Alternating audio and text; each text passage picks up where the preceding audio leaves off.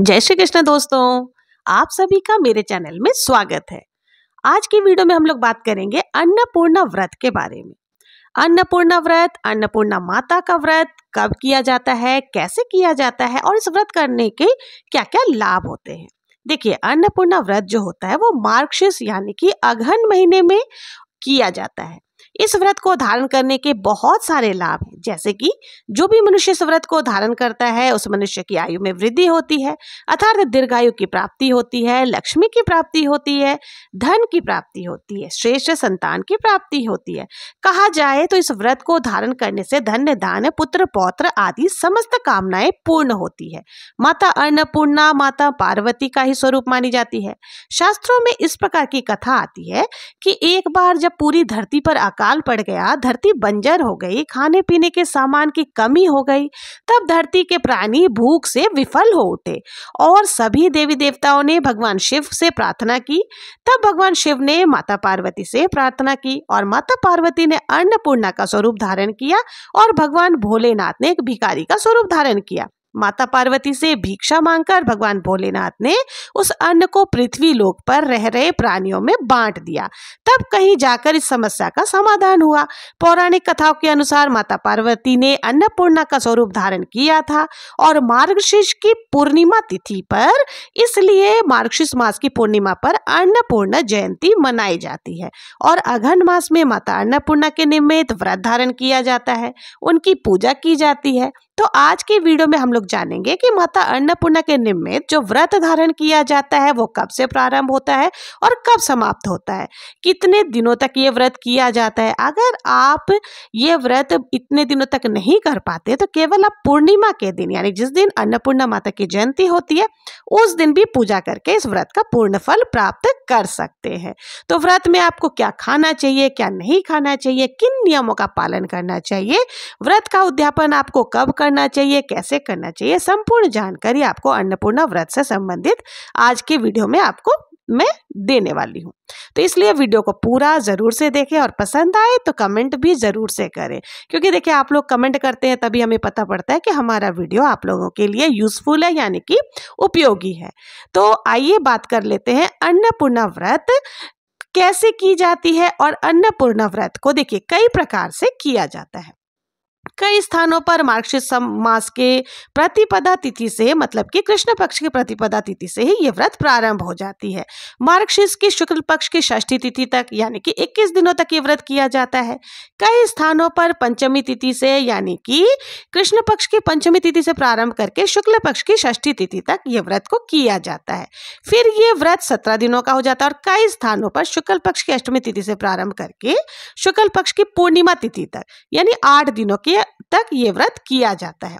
अलग अलग स्थानों पर अलग अलग तरीके से इस व्रत को किया जाता है, लेकिन ज्यादातर स्थानों पर 17 दिनों तक इस व्रत को किया जाता है, जो कि मार्गशीर्ष मास की कृष्ण पक्ष की पंचमी तिथि से प्रारंभ होती है और शुक्ल पक्ष की षष्ठी तिथि पर समाप्त हो जाती है। तो देखिए, सबसे पहले आपको जब भी मार्गशीर्ष मास के अगहन महीने के जो पूर्णिमा तिथि आएगी उस दिन आपको क्या करना है, एक निश्चित स्थान आप तय कर ले जहां भी आपको पूजा करनी, साफ सुथरी जगह हो, वहां पर आपको एक चौकी लगा लेना है और अन्नपूर्णा माता की कोई भी मूर्ति या प्रतिमा अगर है आपके पास उसको स्थापित आपको कर लेनी है। नहीं तो शिव जी और माता पार्वती की भी प्रतिमा आप ले सकते हैं, क्योंकि देखिए माता पार्वती ही अन्नपूर्णा माता के स्वरूप मानी जाती है। तो जरूरी नहीं है कि आप अन्नपूर्णा माता की फोटो ले, आप शिव जी और माता पार्वती की भी फोटो ले सकते हैं, या फिर आप शिव परिवार की यानी कि जिसमें गणेश जी भी हो उनकी भी पूजन कर सकते हैं। तो देखिए ध्यान रखें कि अन्नपूर्णा माता की जब आप पूजा करेंगे तो आपके आसपास में अन्नपूर्णा माता की मूर्ति अगर है तो वो ले सकते हैं, नहीं तो एक कलश आपको ले लेना है। उस कलश में आपको पूरा अन्न से भर देना, नए अनाज जो भी आते हैं धान से या फिर नए चावल से आपको भर देना है। यानी कि जल भर करके तो हम लोग हमेशा कलश स्थापना करते हैं, लेकिन यहाँ पर जो है अन्नपूर्णा माता के नाम से आपको अन्न से भरा हुआ कलश रख देना है। कलश के ऊपर आपको एक पूर्ण पात्र रखना है, उसमें भी आपको अनाज से भर लेना है और उसके ऊपर आप एक सुपारी को अन्नपूर्णा माता का स्वरूप मान करके पूजन कर सकते हैं। इसके साथ ही हमें एक जल से भरा हुआ कलश भी रखा जाता है और जल जिस तरह से हम कलश स्थापना करते हैं उस प्रकार से आप कलश रख सकते हैं। उसके अंदर हल्दी की गांठ, सुपारी और नारियल आदि रख करके हम पूजन कर सकते हैं।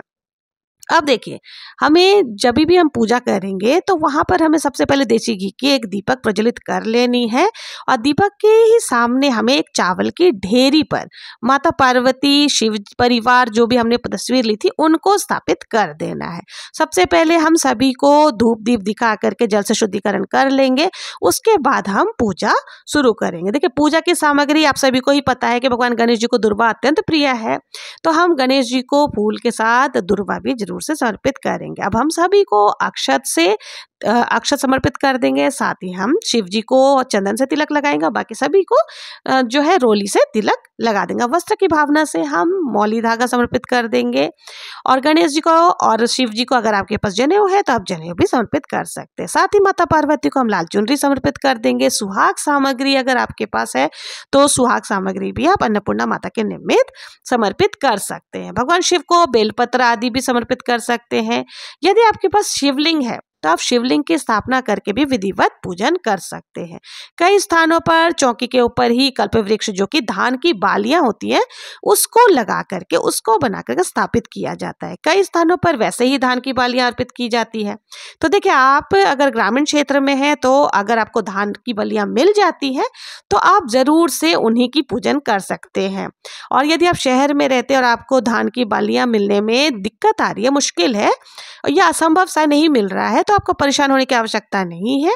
आप कोई भी नया अनाज यानी कि चावल लेकर के, जो नए आते हैं इस सीजन में, वो लेकर के उसी को एक पात्र में भर करके आपको पूजन कर लेनी है। प्रतिदिन देखिए, अगर आप 17 दिनों तक पूजन कर रहे हैं तो प्रतिदिन आपको उसी अनाज से पूजन, रोज आपको अनाज बदलना है, चौकी पर प्रसाद आदि बदल देना है, बाकी जो तस्वीर वगैरह लगाई है वो उसी प्रकार से रहेगी। आप चाहे तो देखिए, आप अपने रसोई घर में भी ये पूजन कर सकती हैं, लेकिन हाँ, ये चौकी हिलाना नहीं होता है, तो इसलिए ऐसा स्थान चुने जहाँ की आपके मतलब पूजा के बाद उस जगह से छेड़छाड़ ना हो, वहीं पर सामग्री पड़ी रहे। अब देखिए, जितने भी हम चावल रोज जो अक्षत चढ़ाएंगे उनको हमें क्या करना है, रोज बदल करके एक पात्र में इकट्ठा कर लेना है।